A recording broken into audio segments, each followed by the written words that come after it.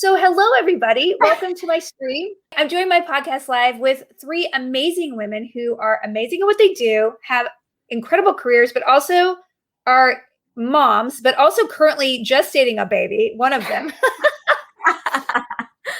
And I can't wait to talk about all of these things. Alaina, thank you so much for being here. Oh, wonderful. Julie. Hi. What? What was that? Yeah, what was that? That was a lot of talk. And Genevieve, how are you? I'm good. I'm so excited to see your guys' faces. I know, it's very exciting. Hi, it's so good to see you guys. You too. Does it feel like 2 years? It does, right? It's almost been 2 years, right? It does, and it does. Like it feels like it's been forever, and then it's like I see you guys, and I'm like, oh my god! Like it brings me back to like being in Yaletown together on set, or like at a con. Yeah. I mean, I can't. It is very surreal for me opening up and just like even texting a friend. I'm like, can we meet? Like it's almost a foreign language. And this is inappropriate, but could we have lunch? I know. Well, in Texas, it's even more. It's like wild here because it's like the Wild West where people are like, well, I'm not wearing a mask, and I'm like, I don't know how to react right now. Like, am I cool? Am I like, what do I do? And then I wanted to do like a short where like two people just come up and one of them has a mask and one of them doesn't, and they're like, hey, how are you? And then one of them lifts theirs up at the same time. One of them lifts the other one down, and then it's like. Exactly. Well, that's how it was the other day at the drive-thru when we went to the coast for Memorial Weekend, and like we went and drove up to Dairy Queen, and the guy like he had a mask on, but I had mine on, and then he kind of had his on, and it kind of fell, and I was like, so safe. Yeah, I know Texas because my brother was just visiting for a couple of weeks from Austin because he lives in Austin. Yeah, he does. Well, I've actually went to UT. Did you know that, Jen? I didn't know that. No way. I'm hook up. Yeah, that's incredible. You would have gone with Jared because Jared was supposed to go. He was enrolled. Did he ever go though? He got a job and peaced out, right? He peaced out, but he never even. He acts like, oh yeah, I was there. I was like ready to, get into the dorms, but no.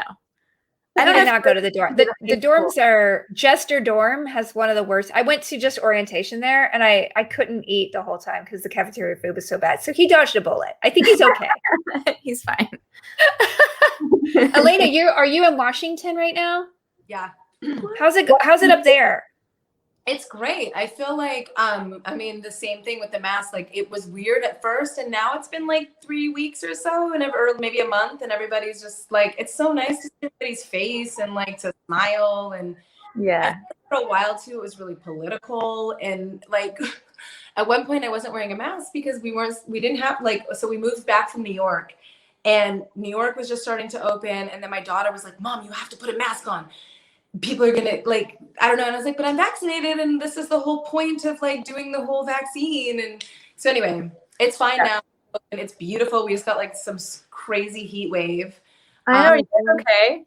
Yeah. But the thing is like it's not that hot considering like Texans, but no one has air conditioning here. Right. But it was over 100. And meanwhile, we're getting flooded with rain. So I don't know what's happening. It's kind of like flip-flop. It's actually like really pleasant here in LA, the weather. I know. I hate to be a jerk. But Julie and I are actually doing great. Although, Julie, can you stand up and show people what you're do you mind showing the smallest woman?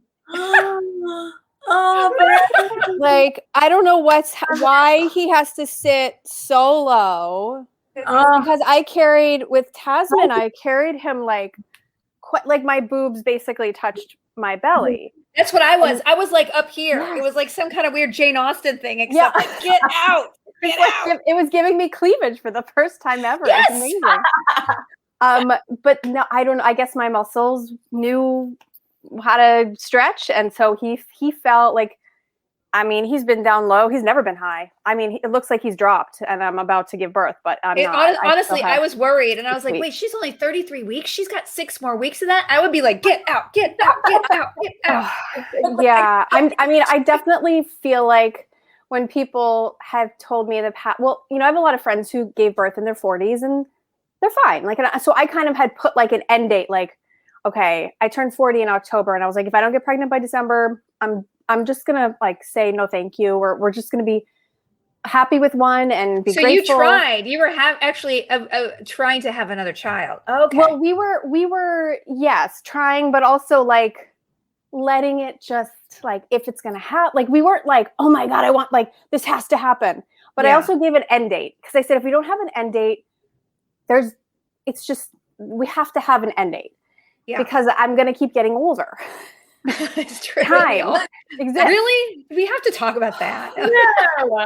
So I have friends who are like, you know, it's fine. I gave birth at 41, 42, and others that are like, oh, it's a lot harder when you're 40. And I was like, oh, I'll be fine. I exercise every day. Like, it's no big deal. And I'm telling you, it's a lot harder. Is it? What do you think? So much harder. My muscles, like my body aches. Like I'm aching like an old lady. Like I'm literally having a geriatric pregnancy. Like for real. What? Because they call them geriatric over 35, which I resented because I had a baby over 35. Yeah. And I'm like, yeah, I found it really insulting. Yeah, it is insulting. Alaina, wait, you were young when you had yours because you had 20s, but my last one I delivered at 30. And even sorry, having a baby. And even that was like we're gonna have to run tests. And I'm like, I'm 20. You know? But yeah, I mean, you hear stories all the time, and so many of my friends are having babies in their my kids keep asking me, like, are you going to have more kids? And there was a point, like, when I first got divorced, I was like, well, if I met somebody and they wanted kids and they didn't have them, like, it would be a gift from me. Now, you have 4 kids. Now, let's just be clear. Yeah, Jen has 3. Alaina has 4. Julie has now 2. I have 1. It's not changing. Okay, guys? Not changing. And I have, it's fine. That. However many children you have, I have, like, frozen children that will never be born. I still pay for them. Right. I won't put out of storage. I don't know what to do. That feels guilt. I feel what guilty. What do you do with them? Like, do they expire? Like, what happens? No, you just pay $200 or $120 a month. It's ridiculous storage fees. Okay, but I'm like, I can't. You can donate them to science, or you can donate them to other people who might want them, which would be very strange for me. Yeah, I can understand that. Yeah, that was a hard thing. Like, but also, like, what a blessing. That's an odd one. Yeah. It's something I ever thought about, but like when you do go through fertility treatments, you get as many embryos as you can, because obviously the chances. I went through 3 embryos before the one took, and they were all supposed to be like perfect embryos, but you never know what's going to take. So I won't ever tell my daughter she was 3rd choice, but she's the perfect choice. She's the perfect one. She's the one that was meant to be, right? Exactly. No, so anyway, that's so crazy. When things can be so contrived, like how great that we have so much science that can be done. Because I was like 23 when I had my first one, and I didn't even think about it. I was just like, oops, I got pregnant. And then that kept happening. And then there was a point where I was like, oh, I'm really lucky, like that everything went fine, because the more kids I had, the more like all of the complications that could happen, regardless really of age. I mean, it's genetics and it's environment, and I just feel really lucky that everything was just simple. I feel lucky that we can all choose what kind of family we want, when we want a family, and thank goodness for medical science to allow that to happen. I mean, I would have totally died if it was 50, 60 years ago. Right. And so, I like science. Yeah. I'm a fan. Great. And, I mean, that's such a real thing, right? Like, it's totally your choice, but at the same time, so women used to die during childbirth. Like, that was a very common death. I read this is probably not the uplifting, but I read a lot of like ancient history, and the average ancient Roman woman had 10 children, only 2 of which would survive past 13. That's why they had a celebration when you turned 12 or 13, because it was like, okay, they wouldn't even name kids under 5. Like, it was really, it's pretty amazing. Just child mortality, maternal mortality, and not that we're in like a perfect strait, like especially even in this country, especially amongst people of color, like it's really not as good as other first world nations. But isn't that wild, Jen? It's that's so wild to me that our mother mortality rate is so high, It's crazy to me. It makes me really upset. Yeah, it's disproportionately with minority populations, which is a lot of factors. But we're not going to crack that nut anyway. Well, so it's important to talk about. Yeah, it is. Like that charity, Jen, you and I did some stuff for Every Mother Counts. There's a lot of awareness. Christy Turlington's charity. There's a lot of awareness and I think money going into the science, but it's definitely, obviously there's a need. 100%. I mean, I feel like, and Jen was so kind many, like 7 years ago, to send me these Ina May books. Wait, what are they? Ina May's, I have them up there. It's like this hippie spiritual midwifery, and I can't remember the name of the other one, but midwifery, and like it's like the people who have like orgasms during birth. It's like the most hippie-ish books you can read, but they're very grounded in like what I wanted my first experience to be, which was I wanted to feel what my mom and my grandma and all my ancestors felt. I wanted to feel the contractions. I wanted to have this experience and honor it. And I was successful for like 18 hours. It was great. I was in such a deep meditation and it was amazing. And now people have orgasms when they're giving birth? I did not have an orgasm. I did not. I definitely did not, because I didn't even get to the pushing part. I got to 9.5. It would be Jen. It's like she's so amazingly put together. Like I don't know anybody who just lives a life anybody would just want to step into. From your Instagram. I'm glad you think it's like that. Then I think I'm doing something wrong, because like that's so not what it's No. You're so relatable in every way. Like, do you really want to have an orgasm while you're delivering a baby? I mean, I shat on my husband during it. So yeah, I was great. Okay, so it's a different type of orgasm. Yeah, I'm sure it felt good to get it out.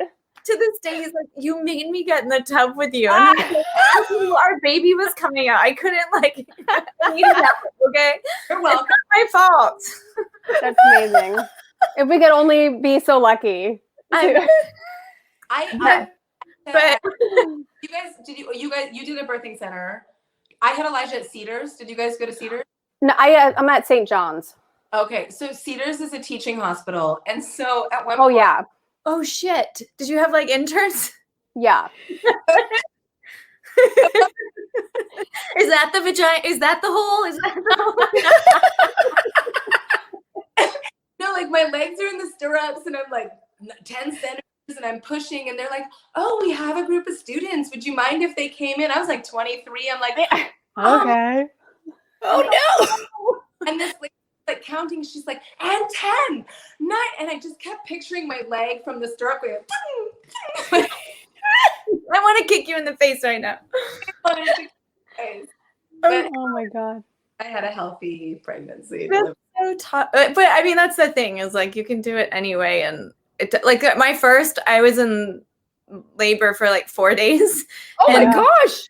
So Tom, talk about modern medicine. If I'd been any other hospital, they would have given me a C-section, because it was Seattle and it was very hippie. Mm-hmm. They let me birth, and I was like, I will do this. And they were like, oh my God, they were so afraid of me. But like, yeah. But I remember just sitting there with like stirrups, like, and they were like, you have 3 more pushes till we go to a C-section. And it was, just hearing, it was so different when they tell like the countdown versus like. But also, like, can we just remember that that's okay? This is a longer conversation, but we can talk about people who are outside of your body are telling you when to push, when really, like, your baby and your uterus are having their own conversation, and like they're in charge, and we're getting in their way. We're making the labor longer. We're making the pushing longer by like trying to control it. Goes back to like information and also interception with, there's so much put on the baby and not on the mom. And it all, it's all tied in with like the mortality rate of pregnant mothers and all that stuff. But on the flip side, it's like modern medicine is also really important. So it's like, I'm not a doctor. At what point do you intervene? And Well, yeah, I mean, too, like I wanted to have like a whole natural birth and a doula, and like insurance doesn't cover it. So there's yeah. choose, and you're like, why should I? Like, this is an interesting conversation too of like, why can't we have it as a part of our medical practice? Mm-hmm. Birthing center, like midwifery is such a beautiful like study, and it's in every other major first world country, like everywhere. Well, and I remember a girlfriend of mine in Amsterdam, she gave birth, and I think she had at least 6 weeks where, first of all, her midwife was covered, and then the midwife and doula would come to the house every day and would do her laundry and like help her nurse and take care of the mother and the baby. Called a plucket nurse, a plucket. I don't know, New Zealand. Fabulous name. I think they're called, it may be in UK and New Zealand, it's like a plucket nurse. I might be saying it wrong. Someone will correct Whatever. me. It's a word that none of us know, so I'm going to just believe you. Yeah. Do you want to hear a funny story? When we were pregnant with Odette, so we were so dumb. I don't know if we're dumb, but I found this midwife who was like fucking awesome in Seattle, and I love her to death. And she just blew my mind. And she was like that mix of like modern medicine and midwifery, which I loved. And I just wanted someone who's like, okay, you're going to the hospital, which we went with Tom. I wanted that like person who's like, no, I know that people in Uganda did it, but you need to go to the hospital. It's not okay. So, anyway, so we rented this Airbnb house in Queen Anne, and there are all these rules. It was the only house that we could find for this time frame for her birth. And the landlord of the house had all these rules, and we had to sign a contract that literally said we weren't allowed to cook fish in the house because it was too smelly. And What? I swear to God. And so it was like this really serious like contract. And the day before Odette it was the day of the tub being delivered into the house, she like stopped by for an impromptu, like, how's everything going? And I'm like, oh, please don't let the like birthing tub be delivered like right now in the middle of the You do not want her to know that you gave birth. Oh my God. I know. She walked in and you were in like a baby bathtub or something. and like placenta. But it didn't specify no placenta, no shitting on husbands. No, I mean, were you allowed to like dry your placenta in the house and give it vitamins? It wasn't in the contract, but I'm assuming the smell of that wasn't up to speed with placenta stink is not allowed. Don't cook your placenta and eat it. It's just not allowed in the Queen Anne house. It's a Victorian house. Exactly. This is a heritage home. This is not. Did any of you do the placenta tincture or whatever? I was really close to. You did it? Did you get it made into pills, Jen? I still have some. You want me to go? You want to go for one?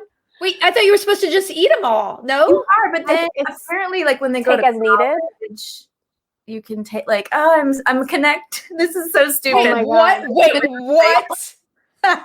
Apparently, like when you're having moments of like, when you're like cutting that cord, that metaphorical cord, when they like go away and they hit milestones, you can somehow take that, and it's supposed to like. Oh. So I've saved them as if Are they in the fridge at least? No, they're in my like cabinet. I think you need to refrigerate them, Jen. I think you need to put them in the fridge. I definitely think they should be in the fridge. I did it for Tasman, but I did the pills instead of the tincture. Right.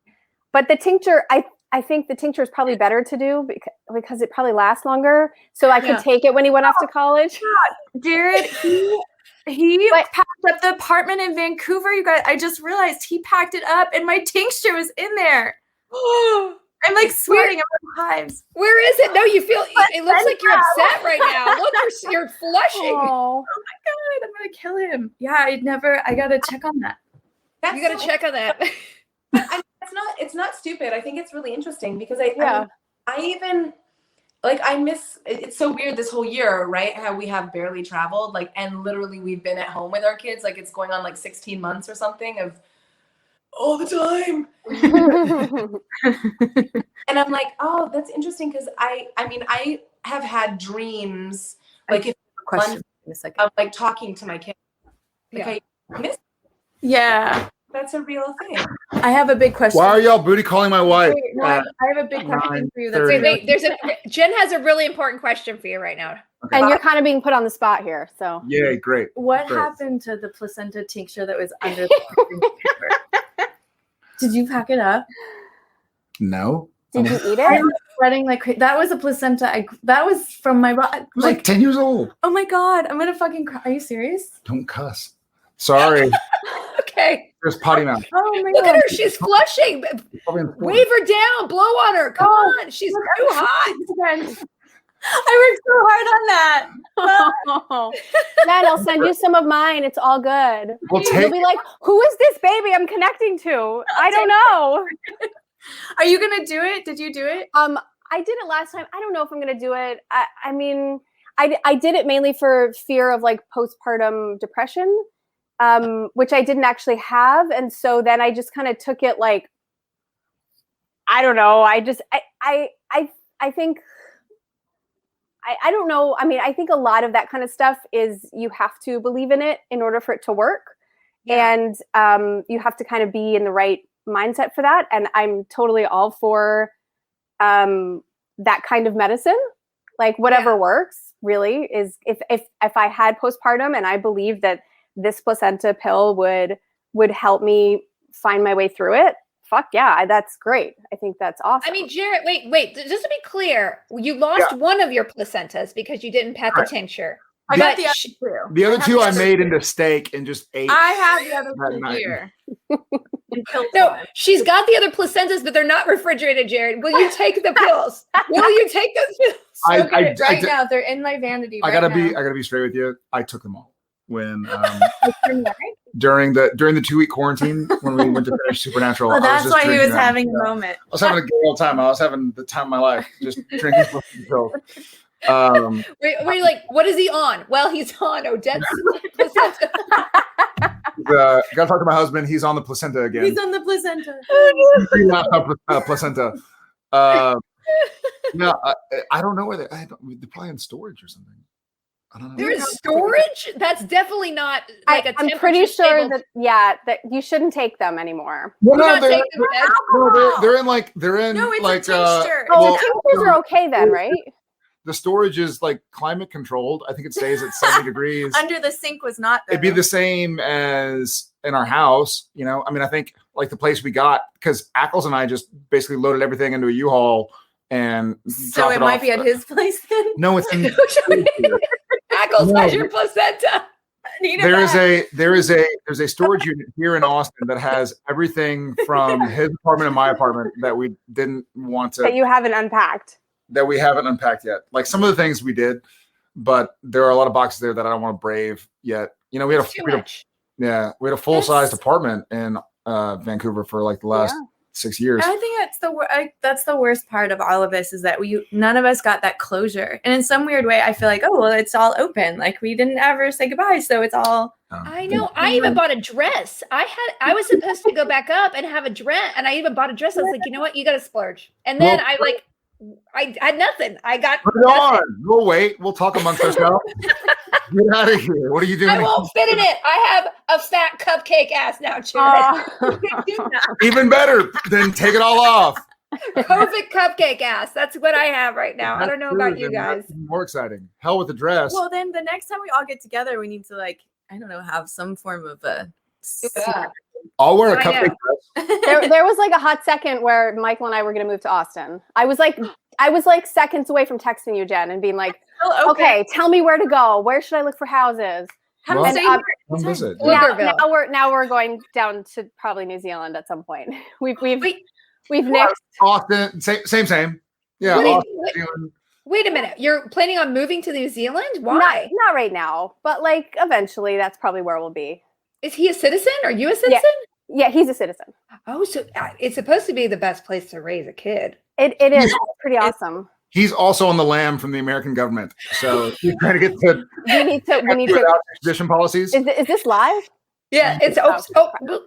He's also a hobbit. He is also. No, you guys also they're shooting a bunch of hobbits and fairies and whatnot down there, and I'm kind of like, okay, put me in. You do look like a fairy. You could be a little elf goddess. role. Totally. Yeah. I feel like Alaina, you could be a fairy. Like I feel like all of us could be fairies. You know, I think we all have a little bit. I don't think I would. Exactly. I'd be some the wings on you. I could be a troll. I don't know. Maybe an ogre. You could be an ogre. Ogre. I'll do that. I can be like the Shrek ogre, like kind of goofy and and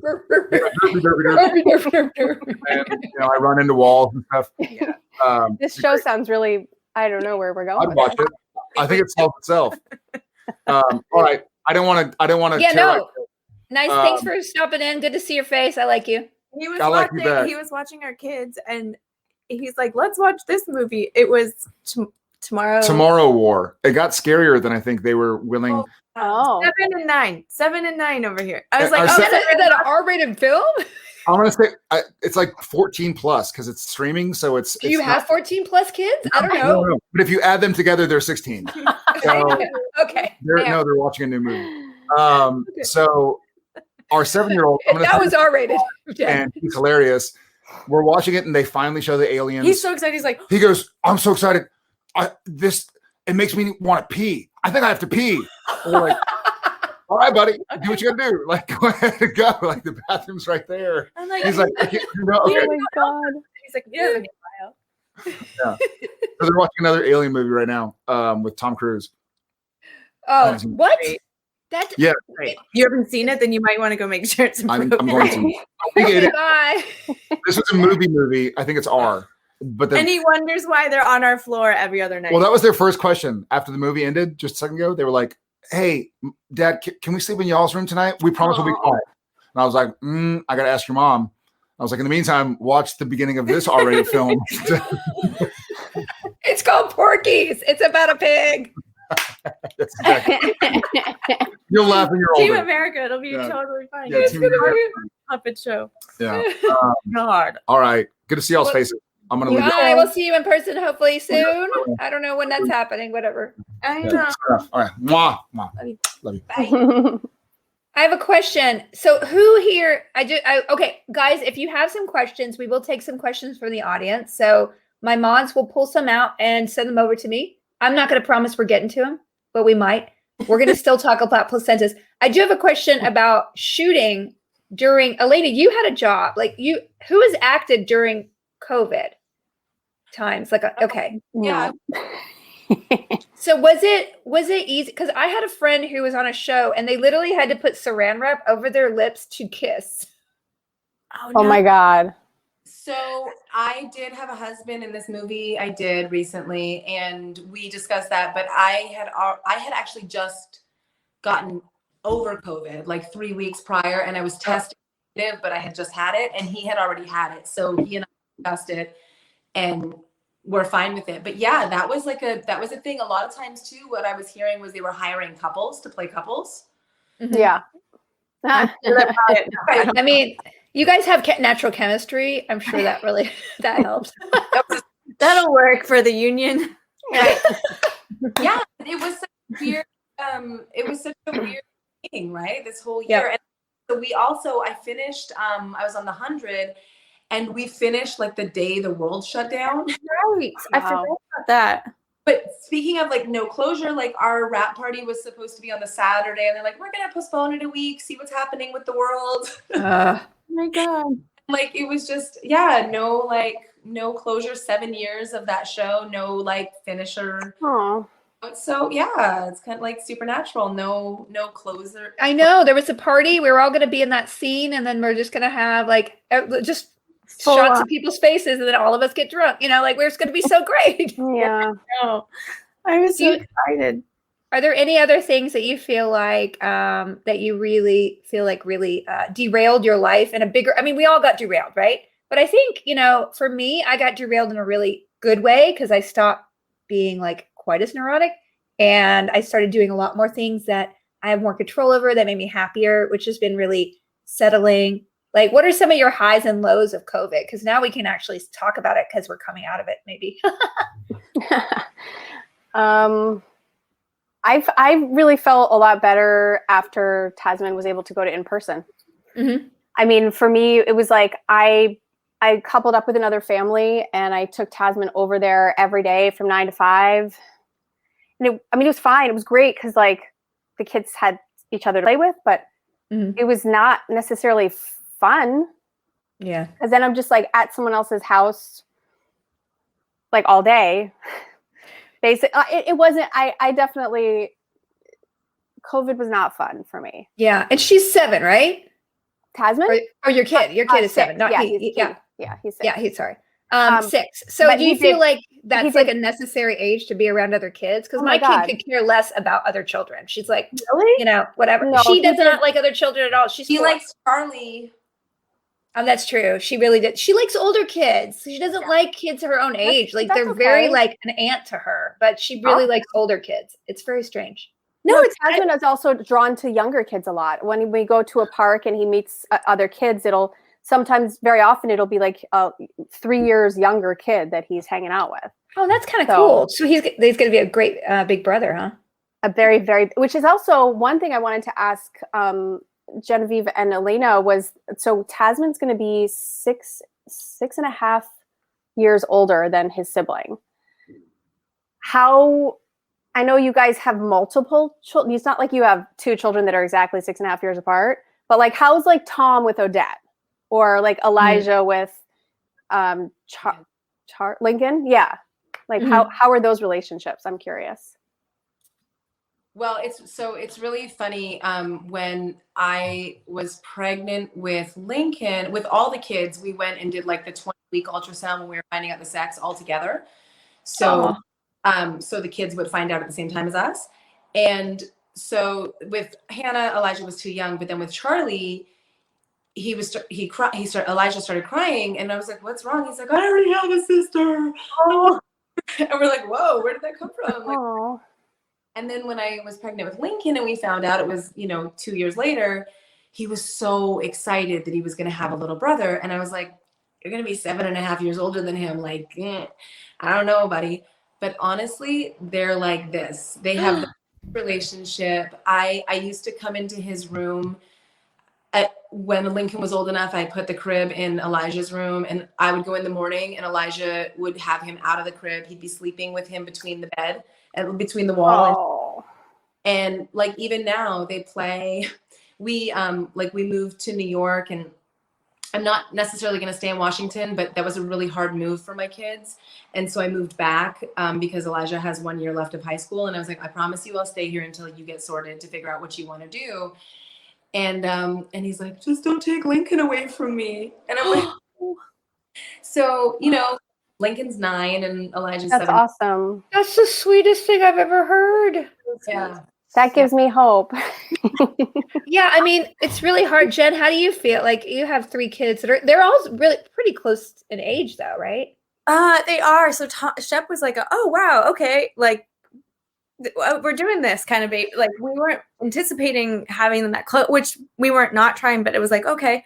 And so Tom and Shep, that was really tough because I felt like I had a toddler and I was nursing, and Tom wasn't old enough to really understand it.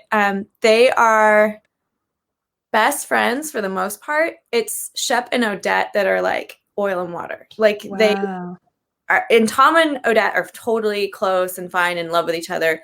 But whatever reason, Odette just loves to just really get under Shep's skin. And Shep is like he's very cerebral and very quirky. So she just dropped these bombs on him, and to him it's like end of the world. So the two of them have like issues with each other that they need to work. But I feel like the distance between Tom and O, it's like they have a love. And I think having Tasman be so much older, he can help, which is so great. And he'll be so excited to be a helper. And that whole phase is like, it's so great. Cause like he can now get his own breakfast. He can pour his own cereal in the morning. He can his own butt. Like all you don't never underestimate the butt with wiping your own butt sufficiently, He also will have his own life. Like he'll be in school. So that little freedom. And then when he comes home, he doesn't feel like mom's like had all this time away because he's had his own life. Right. That's true. That's my kids' experience. I totally agree. Nice. Well, I feel like when they're so close, they can get real jealous of their time with mom. Like mine are always fighting about who's going to sit next to mom at dinner. And it's just like, guys, like we were just having, like, we've all been together all day long and you had nothing to do with me. And suddenly it's this hierarchy of like, who gets to sit closest to mom or dad. And it's like fighting nonstop. That happens with me now. That used to be now all of on planes. So I usually put Hannah and Lincoln together and Charlie and Elijah together on planes. That like always works out for me, and in hotel rooms. Yeah. But it used to be that I'd be like, okay, that's you two and you two. And like, it would be like me with two of them and then two in another row. And now they all fight to sit together. And I'm like, what about me? Well, that's the problem with me. Like like stuck with me. They're like, I'm like, they don't want mom. That's so sad. I don't want that to happen. Oh, That's what like for me, I keep thinking, because I have a brother and we're so close in age. And so I kind of was like, and I have 3 male fetuses stored up. So I like knew I'd have a little boy if I had another kid. Did you so decide weird. beforehand? Is that I did decide. So basically, when you genetically test an embryo, so I had 8 embryos that were of A quality, and so 8 of them came out. I got 32 eggs, and then they fertilized them, and then they test them after 5 days for genetic viability, and grade them A, B, C, D. And so all my A's were 4 boys, 4 girls, and so I just chose I wanted to have a girl. So the first 2 girls I used did not take. And it was really hard because you think, oh, I went through all this. I spent all this money. Like I've tried for years without spending the money. And then now supposedly they're the perfect embryos and they don't work. It's just really even harder after a 2-year process. Right. yeah. So anyway, I was like, oh, well, to hell with it. I want a girl. So anyway, so I still have like 4 male embryos, which is very interesting. But at the end of the day, Calliope is so like, she literally at 2 years old was like, Mama, I don't want any more babies in this house. Like unprovoked, she will just come up to me like, I don't want any more babies in your belly. I don't want more. I don't want a brother. I don't want a sister. I don't want anyone else in this house. She's the perfect babe. Like she came into this world like, that's my mom. This is where I'm supposed to be. Like, I love it. I do feel like psychologically she would actually be really negatively affected if I don't think she'd be like, okay, I'll get used to it. No. She's never wanted a baby doll. She only wants stuffed animals. I even had to take a baby doll away from her because she was like, oh, I put her under there to be lonely. Like I'm like, no. Another question. Did you ever think your child's going to be a serial killer? I'm just kidding. Once or twice. I think every parent does at one point. And then you make that phone call to your like really smart doctor friend and you're like, so they did this. Yeah. Is that normal? I would do the yawn test. I'm like, this kid's not yawning when I'm yawning. Just like, stop. It's fine. I'm like, no, watch this. He's not yawning. Does that mean they're crazy if they don't have that? They're like, serious. It's like a sign of a serial killer. Just I've never heard of that. Yeah. What? Interesting. What'd you say, Alaina? That's interesting. Is it because they don't like? Is it yawning because we feel each other? Empathy, connection. Yeah, I don't know. Actually, I googled it once. It's like bedwetters. They don't yawn when you yawn. So it's a lack of empathy, probably. But what does that have to do with bedwetters? I have a small bladder, damn it. My kid still wear pull-ups. She's 4. Is it okay? Yes, of course it's fine. Is she gonna be okay? I know. It's like Google. So I have a couple of questions. Shawal Spirit 92 asks, I have a parenthood question. How do you guys deal with working and having kids? I work 2 jobs and sometimes it's super hard on me emotionally. This is like tapping into my spirit and also wrapping into, have you all thinking about public appearances at cons? So like, these are 2 things because these are the only things as actors we can predict. We can't predict a ton. We don't know when we're working. We don't know what jobs we're going to get, but we do know when we're going to go to. And like, I feel really anxiety about leaving my kid to go work now. And even going, like I have someone watching her during the day when I'm doing streaming and all this stuff, but like being away from her is making me physically think like I feel ill. How do you guys balance emotionally wanting to work and be a person and having a mom? Can you solve this for all of us? Who's next? Alaina, how do you do? I mean, you 4 kids. I remember I've seen you. Yeah. Like, I mean, everybody knows I take my kids everywhere. And mainly their dad's not around and I don't have any support. So it's a function of my motherhood. And it actually it grounds me. So where maybe a lot of people find it distracting, I don't. I find it incredibly grounding. And I'm not sure if that's just like my nature, or I started having my kids at the same time as I started my career. So I don't really know one without the other. Like I would have a baby and then work on a show. I mean, after Elijah was born, I was on a show when he was 3 weeks old. And then I had Charlie on a show. All of my kids have been raised in a trailer at some point. And so I feel lucky. Like I don't think everybody has that experience. I will say I'm actually directing my first project next week. Oh my gosh, this is so Yay. exciting. You've been talking about this for a long time. This is amazing. Well, exactly. And so like 4 years ago, I was interested in it, and I went up to Vancouver and I shadowed Phil on Supernatural, and I very quickly learned, I was like, this is not a job for a single mom. Like this is a big, huge job. And I literally couldn't do it with young kids. So I've purposely done it very slowly. I'm still going slow because Lincoln will be 10 this year. So my goal is to build myself into a place where I can direct in the next 4 years when all my kids are bigger, because now like my older son drives and my daughter got to drive, and like that's just the reality of being a working mom. Yeah. My friend Sally from Eureka, she was on Eureka as a regular, and she had just had her kids and they were like 2 and 3. And this was like 10 years ago. Now she's like one of the top female directors. She's doing all the new HBO, the Downton Abbey, his new Gilded Age, I think. Yeah. And she directs all these big sci-fi things. She started by directing at Eureka and she just loved it. And she was like, you know what? I think the long term of my career is going to be directing, but she took years to get there. So it's so smart. People I know, like when your career takes off, so many friends of mine that are directors, like they really struggled and put in the work, and then all of a sudden it's like bam, and then they took every job that came at them and they were not home for 9 months. And I was like, I can't. No. So I want to be purposeful. You know, I'm investing my own money in this, which is killing me because I haven't worked in a year, but I'm excited about it. And but yeah, I mean, for me, it's just a function of life. I mean, in so many ways, I'm grateful. And this is a conversation I've had with my kids so often. Like, yeah, I have to go to London for 4 days for a con or for work or whatever. But then when I'm home for 3 weeks. Yeah. Like, Yeah. Or a dinner here or there, but I'm home. I'm not, I'm not working at a certain time every day. And so, and even all the series that I've been on, I've always been in ensembles. I always look for ensembles or recur characters where I know I'm not going to work that much and still make a decent living. Yeah, I mean, that's my goal. My goal, I mean, that's why COVID helped me craft. Like, I'm writing a lot more. I do a lot of streaming from my house, and I'm going to go to cons and hopefully have a little acting.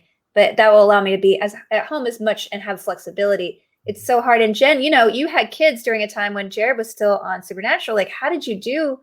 You're a full-time, almost single mom, right? For a lot of years in a way. Yeah, I mean, I when we started having kids, I went and I stopped working. So I don't know if I'm a great example of like working 2 jobs and giving advice on that, because I literally had to, and that for us was like a real struggle in our marriage for a while too, because I went to college for it. I was very career oriented, and it was really challenging to put the career on the back burner and become a mom. And there was some resentment going on for a little bit that was like really challenging. But yeah, like he was off working, and then when he wasn't working, he'd be like, let's go to Austin. And I'm like, what? And packing up like little babies. And it was like, okay, daddy wants to go to Austin.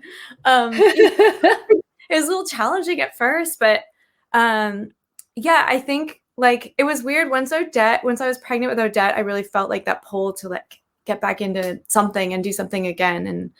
And started. I have to tell you, everything you do online, like I follow a lot of people online, and I've been the OG online person, and I just love following along with you. Like, oh my God, you were just like the benchmark. I'm like, how does she make it look effortless, but she puts weight in it, but always looks wonderful, and she has this amazing brand. It doesn't feel forced or anything. I really admire it. Like it's really wonderful. You're so kind. Like I honestly look to you for inspiration and creativity. Like I love like the gnome drama that was going on when you're in the like there's this running trail I always go on, and they're like these little gnomes that people place there, and I'm like, fuck, the next time I do it, I gotta leave a gnome. And You have to know. I think like what's so tough is that I think like on one hand it's a business and I use it as a business because that every dime and dollar I make from my ads goes into town, which is what I really care about, which is the sustainability brand. And you know, but I'm not an influencer. I just want to talk about things that are interesting and fun and cool. And yeah, but you kind of know there's this, this like I used to make a joke when I was making the guild, like we'd have a new episode out, and believe me, it took a year to make those episodes. They were made no budget in my house, like for years. And it'd be like, okay, guys, I need to take some pictures up front to look really pretty because I want to post a link to something that I want people to consume, because that's just what it is. It's human nature. So when you do a beautiful photo of you, like, I love your garden so much. You're picking something out of your garden, but then you're also, I see the text of your picture. You know psychologically how to lead people to a place that they probably wouldn't go unless they had something in a sort of instinctual way that they want to look at. And I think that's an art form you can't underappreciate. Oh, well, thank you. I think. No, it's true. I would love to have photos like that of me. I'm always like this. I mean, whatever. I'm really phoning it in lately. Like sometimes you need to have those in order to like talk about things. And I think that's what's frustrating too, is that like, you're like, okay, well, I mean, this is me. Like, I don't know. I mean, I'm literally like in my slippers right now. Like that's life every day. Like I've been in, it's just, you look it's great. Thing with, like, we all look good. Okay. But like, like, and sometimes in order to elicit a response or to talk about things you really want to talk about, you kind of have to sometimes like bait people, which sucks. I feel like, and not that I'm being dishonest or anything, but no, but you're creating a package. You have to create a package for attention and make it easy for people to understand and empathize with that. And like, that's, I think, the secret of online is really making people see you as a person, right? Because there's a lot of subjects that there's a whole psychological thing about, like, they did a bunch of studies about one starving child. This actually really influenced all charity stuff. About 10 years ago, there was an article. And if you talk about 1,000 children starving, people don't really understand that. But if you show them one child starving named, Jason or whatever, that will make people donate like 100 times more money, because it's connective. Yeah. And that's what you have to, and that if you use your influence, like I'm always doing merch and stuff like that and trying to like help a charity. Yes, I'm supporting myself, but at the same time, I'm doing more than I would be if I didn't do anything like that. Right. So like everything we do, especially as women, because quite frankly, guys get away with a lot less effort. Yeah, that's true. Online. Yeah. Like a lot of times, particularly when women are successful, there's almost this like apology, like you like, and of course, I mean, one thing that I love about our little core group is how much philanthropy that we do and how much, but it's almost like it's that has to be the front runner, and it should be, but at the same time, we shouldn't have to apologize for being successful. Yeah. And I think that sometimes we've got to bridge that line of like, I'm okay with, not everybody who's on TV is a multimillionaire. Like a lot of us are working actors, and we've got and hustling every day. Like people don't understand it. We're like shoe salesmen. Like even if you sell a pair of shoes, that's like one of many pairs of shoes you need to sell. Yeah. Yeah. I need to get these ones, but you should also get these ones. Yeah, exactly. I mean, you're a starving artist. Like there's a huge balance majority of actors who are working class, who we make enough money, we can make our health insurance and our pension credit for the year. Yeah. But yeah, we're very working class. Like, I think it's a glamour of the business. Like, I think it is a business where you have to sell success to get success in a way. So you have to upsell yourself. Yeah, Julie. Yeah, it's true. I don't know. I mean, it's almost been, I was wondering like, why am I okay not going to therapy anymore? I was like, for the first time in almost like, because I've been in this business for almost 20 years.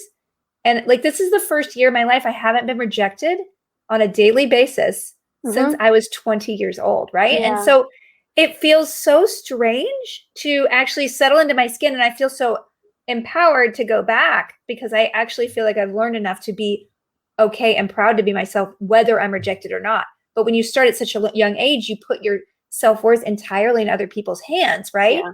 As an actor. And so I think that's motherhood has made me like a warrior like that. And also just getting older, it just feels very liberating in a way. I think it's a good combination of all of those things. Like getting older, you start to just not care as much about your physical appearance as much. Like, I mean, not that like you're being a slob, but like you just don't, it doesn't have the same importance than when you're 25 or 30. But also becoming a mom made me a much better person, but a much better actor. I can deliver way better now than I ever have. I get better the longer I've been a mom, the better actor I am, which I didn't expect. And then there was the third thing that you said. What was the third thing? It was getting older, becoming a mom. Older, getting a mom, and then I forget. Clearly, or just getting old, just forgetting old. Things, not remembering all the rejections. Yeah, especially as women, like, I think we unconsciously know that our success we're trained from a young age that our only role is to please men, right? Like our goal is to be married to a hot man who loves us, and we are going to be loved if we're beautiful. Like that is what children's literature teaches. Yeah. Every time I read a book to my kid, I'm like, whoa, let's call this out because this is not cool. But we all absorb that, right? But at a certain age and achievement level, like guys who only like women for that reason are going to start ignoring us. So it's almost like they might be empowered, so we might be losing something, but we're also gaining something and getting rid of those a-holes and being able to be with other people. Like I just feel like connecting with women is more important. Connecting with people who see you as a genuine person is more important. Yeah. And you're able to shed that out of your 20s, especially. Well, and I think like the more, this big Me Too movement and the push for representation and for women and all minorities to get into a position of storytelling is so empowering because like, as you read scripts, and a lot of times as we're younger, the female characters really don't have a lot of weight. And the most amazing dynamic people I know are women between like 30 and 60. Yeah. Yeah. Are they? Who is telling these stories? Because they're so knowledgeable and they've lived so much life and it's not in representation. And so I don't see that enough at all in Hollywood. It's like when I watch shows that are UK shows, New Zealand shows, Australia shows, those women are freaking awesome and they have amazing roles written for them. Their faces move. Yeah. Their faces really move. They do. I mean, listen, nothing wrong with a little Botox or anything you're getting done, but the weird standard of like, the standard is not cool for women. You should be able to look however you look and be happy with yourself. Absolutely. And it's kind of the Lance Armstrong thing too, though, because like once like the benchmark is set, it's like everyone else is like, oh, fuck, that girl is 40 and she looks like she's 20. What the fuck? Like, I know, believe me, it's just it's a weird race. Like real hair, who has it? You guys, this is my real hair. The first time ever because I'm pregnant and I'm going to lose 95% of it in the next 4 months. Yeah. But right now, it's amazing. It's nice and thick. Sorry, didn't mean to interrupt you, Alaina. Yeah, sorry, Alaina. That don't say if something's been photoshopped. So like you go to Amsterdam, you go to New Zealand, you go to a lot of these countries and the covers of magazines, women in their later years look their age. They've got nose lines and forehead lines. And again, you're like you said, there's nothing wrong with wanting to feel beautiful and doing things. I question the society that makes women feel that they have to not. Yeah. Well, it's like cling to this thing. This shit. Yeah. You earned it. Years of life. Why do I have to pretend it doesn't exist? No, it's true. Because then you're adopting the standard that men really measure women by. Do you know what I'm saying? Like it's still buying into the patriarchy. It's also women. Women are the problem too. You're totally right. Yeah. I mean, listen, women and men, when you post a sexy photo of yourself, you're going to get more engagement from women and men. It's not just women, like it's men. Yeah. Well, okay. One last question. Wait, sorry, Alaina. I was just gonna say that's always so interesting because sometimes you'll post something that's like really deep and meaningful and it doesn't get a lot of reactions, and then you post the most shallow shit. Yeah. Yes. But Well, then, that's why I don't want my kid to have social media, right? I mean, aren't you afraid of your kids? I mean, I don't know, like TikTok and all, like, oh, the TikToks now. I mean, just the Instagram, especially when you're seeing your peers like presenting themselves in a very false way, like you're making people feel at a very young, impressionable age, very insecure about and then also concentrating all their efforts on their outward appearances, like just that. What are you going to present as yourself versus who are you going to be? I think we can use a lot more Kate Winslet's. Yeah. And she is, I know. we need that. We need to see, look, after I nurse my kid for, I don't know how long, we'll decide later, but my boobs are going to go back to their little flappy nipple skin things, whatever they are. And you know what? Like, your boobs are perfect. They're great. The thing is, here's the thing. At this point in my life, like if I was 25 and they were like, okay, so we have a sex scene and we're going to do this, whatever.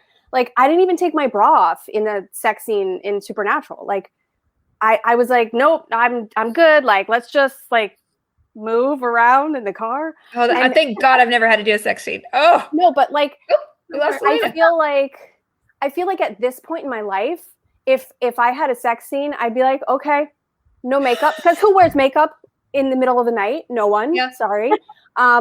Okay. And if you see my boobs and they look weird, that's because boobs are weird. They are it's weird. Okay. Just They're like like keep this. going. I mean, I feel like for way more confident that I wouldn't give a shit, that I don't care. If you want to talk about how weird I look, cool. Okay, whatever. I don't care. I just did a great job in my job. No, it's true. I mean, it is that kind of confidence. And I think it's wonderful for us to represent that to people and to our kids, and just to everybody in general, and in the roles that we take and what we demand of the material that we embrace or make ourselves, or we are leaders. And whether you're leading one or a million, like if you can influence one person to embrace who they are and pass along a value that you really feel strongly about, like that's the power of this new world that we have that kind of democratizes that. And it is a wonderful thing. There's a lot of bad things about it, but there is a wonderful thing. We lost Alaina and we do have time. So I want to let you guys go and we will say goodbye to Alaina. Everybody go to Twitter and say goodbye to Alaina, because I think her connection. Where can people find you? What project would you like people to check out before we leave? Jen, where do you want people to follow you on Instagram? Because she is wonderful at Instagram. You're so sweet. It's my name, Jen, Gen Padalecki. And then I just launched a company called Town, TOWWN, which stands for Take Only What We Need. And it's all about burnout and sustainability and how to marry the two. I have learned a lot from some of your posts about and I actually bought like some silicone bags. Like I really have been inspired by a lot of the things that you posted to be just better around my house, especially during COVID. It's just full of plastic. So thank you for that. And Julie, where can people find your stuff? Mine, I'm just at Julie McNiven on Insta and Twitter. And I would say I haven't worked in the last year because it's been COVID and all that, but I am really, really proud of my role in Doom Patrol. It's an amazing show. If you haven't seen it, it's on HBO Max. Yeah, people can watch it on HBO Max now, which is cool. A good, like, heart-filled superhero, but they're all super flawed. It's definitely worth a binge. Yeah. Well, no problem. Thank you so much for being here, and I will see you hopefully in person at a con. Yes, you guys are amazing. Thank you so much for having us. You're wonderful. Bye. Bye, everyone. Bye. Bye, ladies. Bye, you guys. Now we have another guest. Thank you guys for being here, by the way. This has been a live edition of my podcast, Felicitations. I am usually just ranting into a mic by myself, but the opportunity this month for Twitch to encourage talk shows and podcasts inspired me to invite some of my very favorite people on the air to talk to them. And hopefully this will lead to more Tuesday night talks in the future. If you guys like it, please leave some feedback on my Discord, discord.gg/FeliciaDay. Now, finally getting to our meat, the hamburger of the evening. Or I don't know why I'm calling him a hamburger. It's Osric. Hi. Oh, hey. I'm just texting Alaina right now. Oh, okay. You're texting Alaina about your boobs? About her boobs. Well, and how she dropped off and stuff. I'm actually helping her with her short film. I'm really excited. Are you kidding? Yeah, really, So you really guys- excited. Okay, I want to hear all about it. I feel like I want to have her back on. She can come back on. I'm so happy to have you here. It has been so long. You are one of my favorite people. It has been Don't a tell long anybody else. time. And It's I been won't way tell too anyone long. else. Yeah, Okay, it has okay. been way too long. If anybody watched the vlog, Osric was actually in a fencing episode with me. He is physically talented as well as mentally talented. Yeah, I have my moments. Thank you. Yeah. How are you? How is okay, so we're going to catch up on all things Osric because I've been watching your Instagram and I'm like, what is he doing?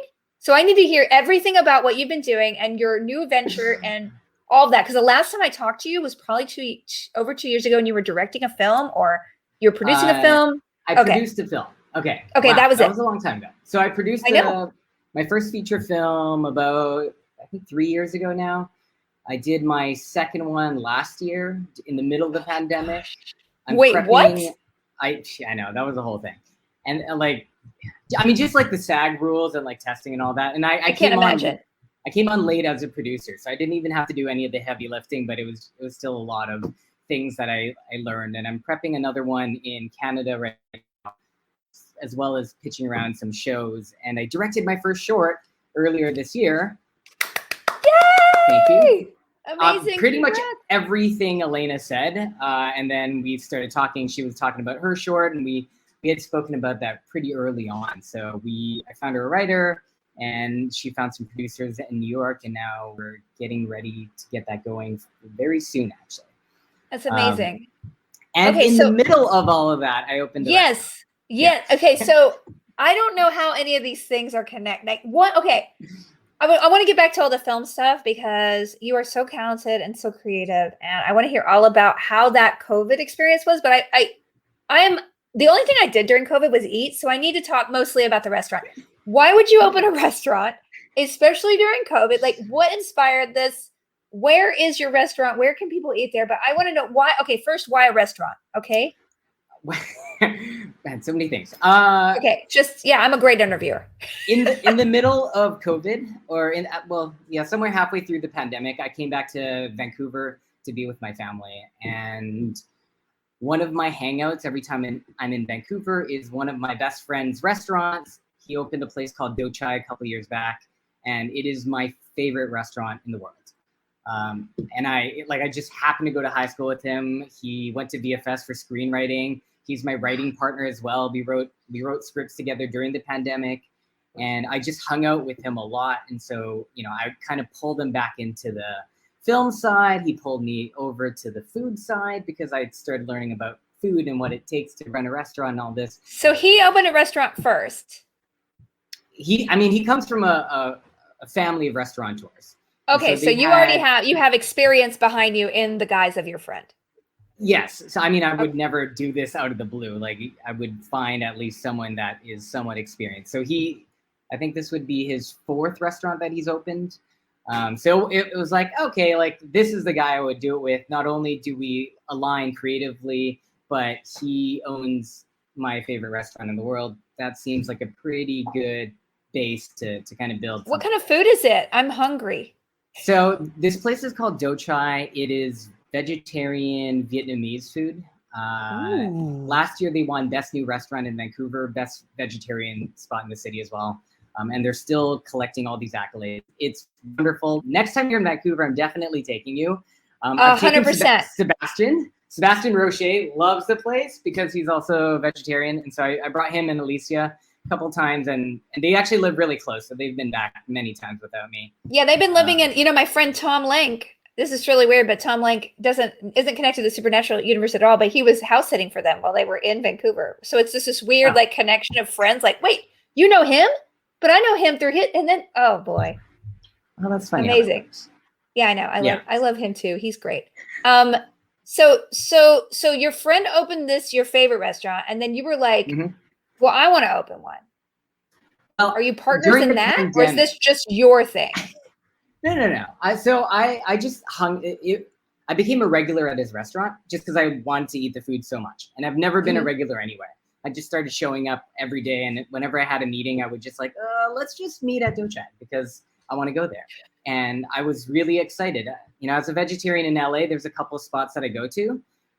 But what are your recs? What are your recs? in LA, like Sun Cafe, I go to a lot, Cafe Gratitude, but like love all the Gratitude. vegetarian, vegan places, like they still have this kind of a stigma around it, especially for your non-vegetarian vegan friends. And so Dochai was the first place where I was so excited to take my non-vegetarian friends because I just wanted to hear what they would say, and all of them would either be like so like weirdly surprised, like, oh, wait, there was no meat in this. And it's not to say that they don't do meat substitutes or anything really. He recreated every dish from the ground up. So like plants are the star of the show, and it's just so good that you don't really think that you ever needed meat to begin with.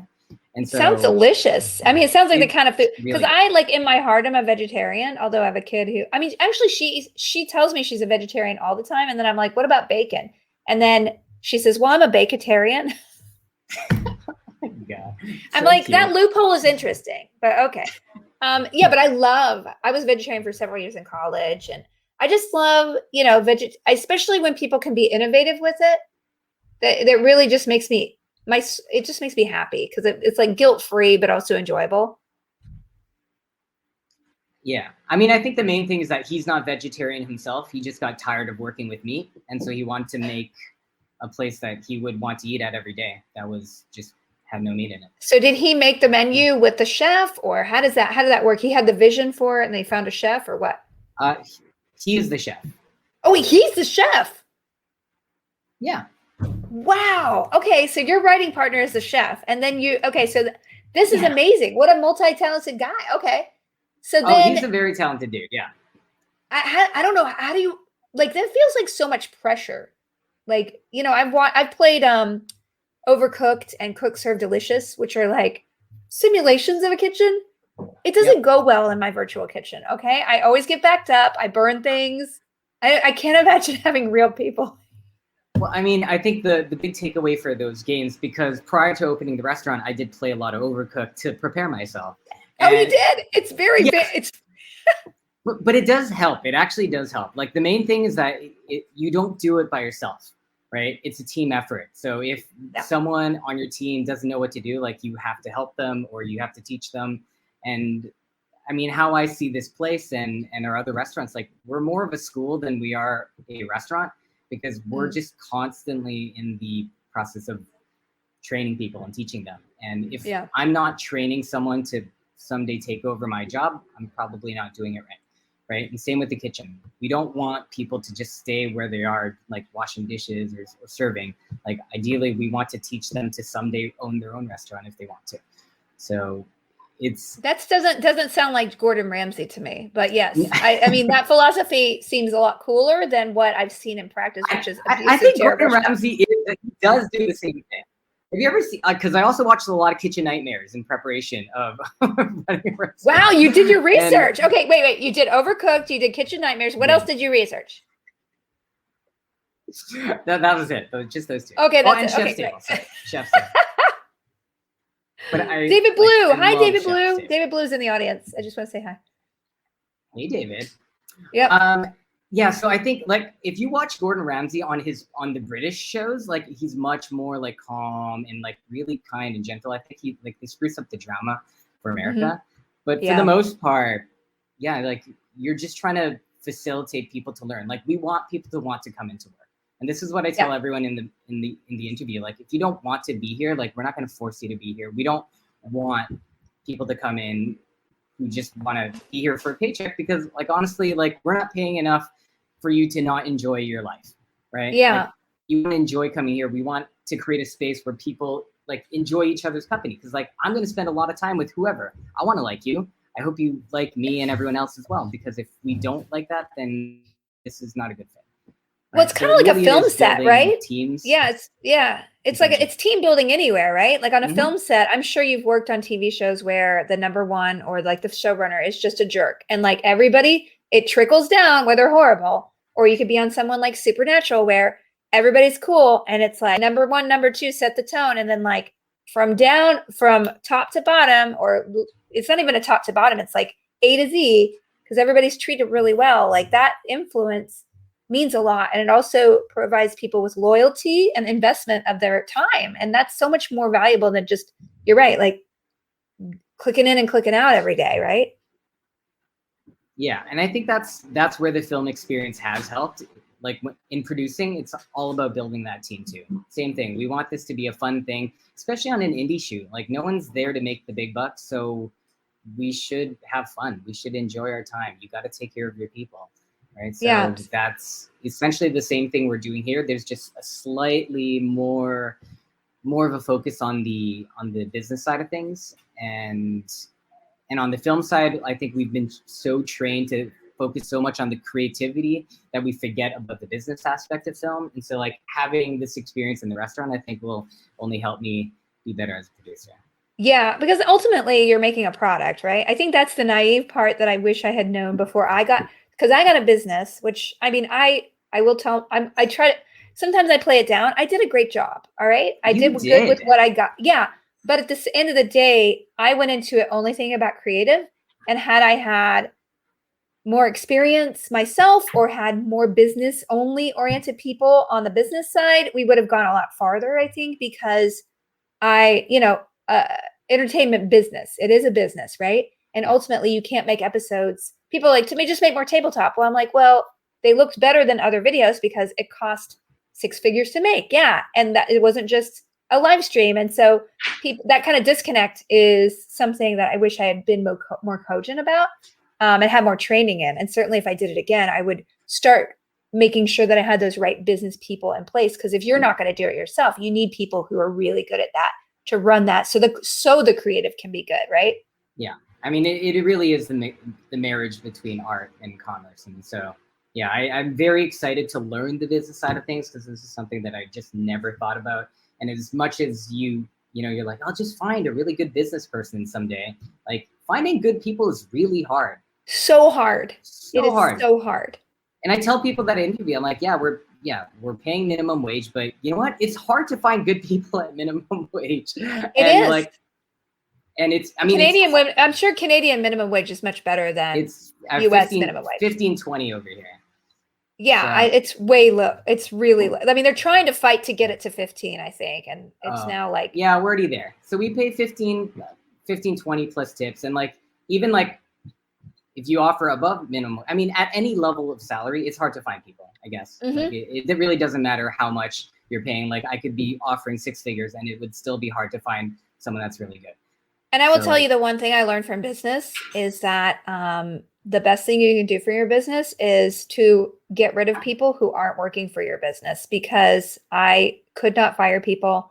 I could not really evaluate and see that in my weakness or trying to make something work with someone, I was actually taking everything down because of that semi-loyalty in a sense. Yes. And like they weren't thriving and the company wasn't thriving. And so that non-confrontational attitude that I had really affected everybody. I mean, and it was so hard because you don't want to fire somebody. You want to let anybody go. You create a personal relationship. You want to take care of them. But ultimately, if they're not fitting, it's not good for you or them.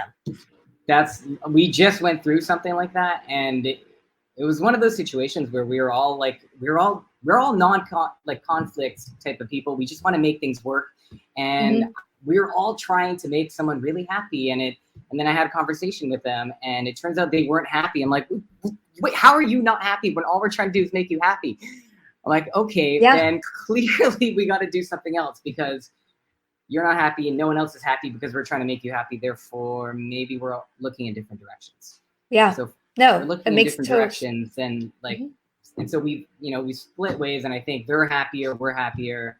And, and we can still be friends. So I'm glad we caught it early enough so that it didn't like get to a point where like resentment builds and like. Yep. And you never talk to each other again. Never. Don't let it get to that point in a relationship, any relationship, business or personal, really like that communication can head off and create, you're right. Wouldn't it be nicer to just have a relationship and be like, yeah, it didn't work out, but we worked through it versus like, oh my God, you let it get to the point where everybody's angry and nobody's happy and it's all broken hearts and just broken on the floor. So tell me about, so are you the chef? You're not the chef. You're doing the business. No, you definitely don't want me as the chef. I'm learning how to chef. I can chop vegetables pretty okay. I made the watermelon oolong tea under my partner's supervision. Sounds delicious. It's really nice. So for a long time, one of my favorite items is the pomelo salad. So it's do you know what pomelo is? Not everyone knows what pomelo is. Is it like a grapefruit? Yes, it's like a grapefruit. Yes. So it's a Foodie. grapefruit that's not sour or tangy, and there's pickled watermelon rind, there's some mint, there's some red onion, caramelized or fried onions, some sliced cucumber. It's a really nice, refreshing salad. And so we use pickled watermelon rind, and for like the first month, we were just eating the watermelon, and I love watermelon. So good. And we weren't like really thinking about it, and then after a while, we're like, hey, we're just like buying the watermelon and like essentially throwing away into Osric's stomach the main part of the watermelon. And so after a month, we're like, oh, we should make something of it, and that's when I stepped up slightly under their encouragement, and we created the watermelon oolong tea, which is I think one of our best sellers now. So I mean, it sounds delicious. I mean, literally, it coming out of your mouth makes you want to put it for the in watermelon part. Yeah. Amazing. So you guys are, you're using, it's kind of like head to tail or snout to tail. So you're really just. Yeah, I'm not the chef though. That's the main thing. Okay, to be clear, but was it your vision? Like, okay, so you sat down and you're like, I'm going to make, because I'm really just fascinated with this because I would, I don't know if I want to have a business with all the vegetables, for sure. Yeah, exactly. So you sat down and you're like, okay, I want to do my own business. What inspired you as to the flavor, the decor, like the location, like where did you start with? Okay, so I think it's like any hero's journey in any movie you've ever seen. So our journey started with a like multi-million-dollar build-out location in Chinatown. And I had some investors lined up and we're going to go in. And the original idea was I wanted to make the first Michelin star restaurant in Canada. Right? Mm-hmm. That was the first goal. And then the pandemic hit. And then obviously we went back to the drawing boards. I'm like, okay, maybe not the best time for that. And then we found another location. And so we went into that and it just got delayed with all of these permits and all of these things happened. And so that spot got delayed months and months and months. And then this place, which is the third place, this used to be the restaurant that we all went to in high school. So this was my partner's, one of my partners, his family's restaurant. It's called Green Lemongrass, wow. And his uncle ran it. And so during the pandemic, the food was great, but they didn't really transition. They were ready to retire. They didn't really transition properly. And so they were just dying essentially, and they couldn't get out of the lease because they're renovating the area soon. So there's no way they're going to get the lease to someone else. And so his parents just asked well, you're waiting for the lease on the other spot. You want to just take over? And so, we're not going to, we're going to help family out. So we're like, we'll just do this while we're waiting. He called it Uncle's after his uncle. So this is named after his uncle. And we have the other location that's finally getting built right now. So technically we have 2 restaurants coming. This is just like our in-between one that we're just trying things out. And then when the other one opens, that's where our main focus is. This is something we just want to do for fun. We want to do something design heavy because we're all artists in some ways. And we just want to get our ideas out. It looks so cool. It really, just the yellow. I saw the video that you posted. Everyone go to Osric's Instagram because he posted this wonderful montage of, I guess it was your grand opening? We did a video screening. So we have this big wall and we're like, man, wouldn't it be cool to just project stuff on it? We did a testing and I'm like, you know what? Let's just do a movie night. Let's do a movie night on Friday. And I licensed Crazy Rich Asians, never licensed anything in my life. So went through the distributor and everything, which was a great learning point for film anyways. Legally licensed the movie, projected it onto the big screen, plenty of technical difficulties. We got there and it was just this fun thing that we did for the community and, no tickets, just come hang out, watch the movie, have some food. And it was just really fun. It looks so fun. It really did. And the fact that you have this to be this artistic outlet, it's so inspiring because I think as creators, we always are waiting for someone else to give us permission to create. And a lot of the time we lock ourselves in. I know that I said this before, but COVID really allowed me to be like, okay, you don't have to hang your whole worth on this acting and personality thing. What else could you do? And so having sometimes having things kind of shut away from your possibility allows you to explore other avenues that you would never have considered. And so what's so inspiring is that you saw opportunity, but you're also you're learning about business, but you're also using this. Nobody would think, oh, restaurant creativity, but you're obviously infusing it in so many ways with your creativity. Is it satisfying? Is it something that you see as tangential to your sort of film career, or is it just all this holistic Osric world? I mean, I think it's all very holistic. I think the main part for me, as I get older, and especially during the pandemic, there are a couple of factors that weighed in on this decision. One, I wanted to be with my family in Vancouver. Realizing how old my parents are getting, and I don't want to wake up one day and realizing that they can't walk around or something. So like I want to be there for them.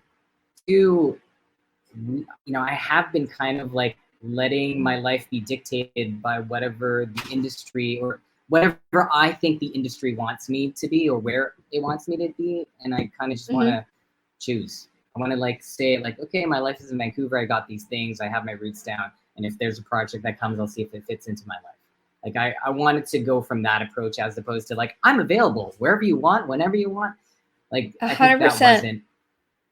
That wasn't clicking with me. And especially like when you choosing your lifestyle, like it's also choosing the people you spend time with. And I have a wonderful group of friends here that I get to spend every day with. Like, it's just fun. Like right now on the roof, my partners are setting up a table and we're going to do like an evening podcast just for the hell of it. I don't know why, but we just kind of got like, we hang out in this room all the time. We just talk random things and like, hey, wouldn't it be funny to just do a podcast on the roof? Like, what are we going to talk about? It's like, I don't know, something. And I love that. I love it because those are the things we don't allow ourselves to do as actors because you're always like a chip waiting to be picked up, right? Like, I was just thinking the other day, I was like, what would be really fun to do a play? I'm like, wait a minute, you haven't done a play since the first year you moved to LA.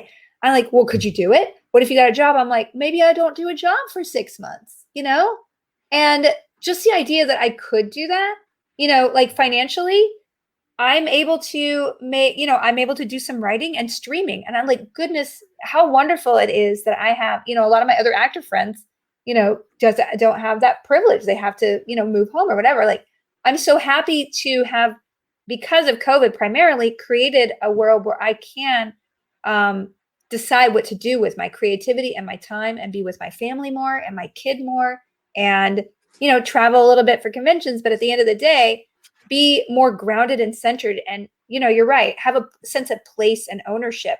I love my house now. I don't really want to get away from it versus before it was like, who's going to take me away?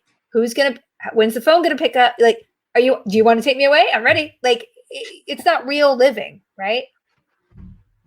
Yeah. And I think just not being as desperate, it kind of makes people want to offer you jobs more. So kind of like, it just fulfills this thing that it takes away that reek of desperation that all actors kind of have, right? Like most of our time is unemployment.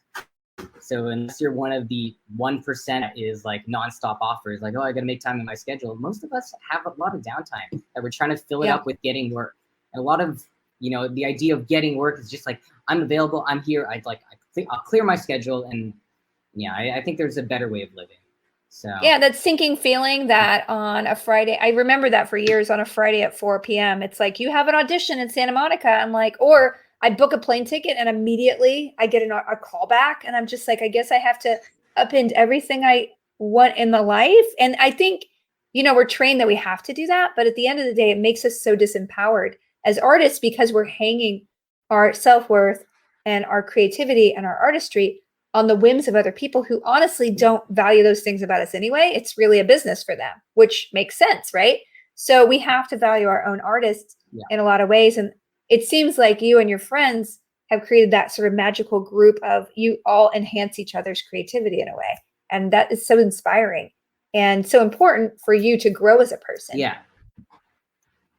I think that's the most important thing. And like with the restaurant, like I want to do the same thing with film, right? Like as much as I love working in projects and shows and movies, like I would much rather do something with the group of friends that I'm producing stuff with, because like we got it off the ground. It took us years, but we finally did it, and now we get to pay people a living wage to do something that they love to do. Like, how beautiful is that? Like, Yeah. The first time I did that and I got to like write a check for people, I'm like, holy crap, this is so weird. Everyone's calling me boss. I don't know what to do, but I'm like giving these people a living wage to do art, right? Like it was such a cool feeling. And I just, I feel like I've met so many wonderfully talented people who are maybe not the best at getting work. And so I'm like, well, if I can be the person that creates work for people, I can just give these people who I know are terrible at interviewing, or they just make a terrible impression, but I know they're actually really cool.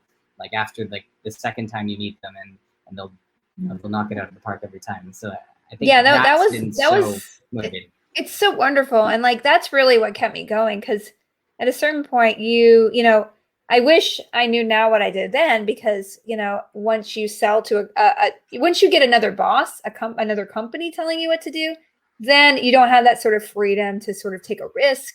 You don't have as much flexibility, and it takes sort of that. There is this sort of independent joy that I think some people like. I feel like we have that in common, like that sense of independence and that creativity that could go literally anywhere. We need to have that freedom to do that, because if we're in a cage, we sort of start to wilt and shrivel and turn into a little, I don't know, like a little skull. That's what I feel like. Yeah, I'll agree with that. Like I don't know what I want or what I need until it's not there. And it's one of those things, like I've tried so many jobs that I'm like, oh, like this is a great job. This is it's got a pension, it's all this. And I went through like 2 years of just like trying jobs. And every time I'm like, oh, this would be a great life. Usually like third day in, I would like, my whole life would flash before my eyes. I'm like, wow, it's so predictable that I have already lived this life in my head. So why do I need to keep doing it? There's no point. I know. I'm the same way. I feel like there's a part of my career path that is like the lack of focus and like jumping to something. But like there is that sense of like, I don't want to know where I'm going to be in 5 years. Like that makes me so upset, because not only like you don't know what's going to come into your life and sort of spark and whoever you are, and because you change, right? You're not the same person 1 year after another. So I don't know who I'm going to be in 3 years. Like, what am I really going to want to do? And you're totally right. You have to sort of experiment and find that place that challenges you, but also allows you that sort of freedom to kind of expand. And like, I'm always coming back to community online and doing online things, because really you can make a video, you can make a photo, you can make whatever, you can make a piece of art, you could stream. That sort of independence of expression is really important. And also just to be challenged, because you're right. I get bored. You obviously get bored. We're not looking for security in our life. We're looking for, novelty and new experiences and ways to put our voice out into the world wherever we can. Yeah. I once told my parents at the very early stages of my career that I would rather sleep on the streets than get a 9-to-5 job. I know. I moved to China. Yeah. When did you move to China? 2010. Wow. What did you do there? How long did you stay there? I had no plan. I just went because the Olympics were coming to town, and I'm like, well, the industry is going to shut down for at least half a year. So I'm not ready to party with the world for 6 months. I just want to go do something productive. And so I went to China. And you just hung out, or what? For like 3 years. What did you do there? In Chinese movies. How did I not know this? Was there really random time in my life? Wait, so you were in China? This is amazing. So you just got a plane ticket, went over there, found an agent, or just started acting in Chinese film? Have you seen the movie Yes Man with Jim Carrey? No, but I know about it. Is that you? Okay. Well, so I watched the movie and I'm like, that makes so much sense. Just need to say yes. And then my agent, he's like, well, the industry is going to shut down for 6 months. Like, I know, maybe you want to consider going to Beijing. And I was like, yes. And then 2 weeks later, I was in Beijing. This is amazing. Did you have to audition, or you just got offers? How did you do that? You speak fluent Mandarin, I assume. I learned when I got there because I wanted to communicate with humans. So it was one of those weird, like I don't know what I was. It felt like I was possessed. I just booked my ticket. I had no plans, didn't know anybody. I just went and learned that not a lot of people spoke English in the area that I ended up in, and so I just had to learn. And so I read a Chinese book every single day so that I would learn until I could like communicate with like the grocery people or cab drivers. And then I eventually, after my first month, I made a point not to meet any foreigners in the first month, so I would learn Chinese. I just started venturing out, and then my second month in, I met this dude in a bar who was telling me about this movie he was working on with like Andy Lau and Gong Li, who are like two of the biggest movie stars in Asia. And I'm Gong like, oh, that's yeah. So it was super random. I'm like, well, who's directing it? He's like, oh, I guess I am. I'm like, oh, well, that's really cool. And he's like, do you want to be in my movie? And I'm like, what? Oh, yeah, sure, I'll be in your movie. He's like, okay. And he gave me the number to the casting director. It's just like, give her a call and tell her you're in my movie. I'm like, wow, what a strange world this is. And the thing is, I don't even drink. So like, what am I doing in a bar? It was just a lot of like random, like, sure, I'll do that. Okay, I'll go there. And it just leads you into random situations. And I ended up working on my first project, like having learned Mandarin phonetically for the film because I didn't speak fluently yet.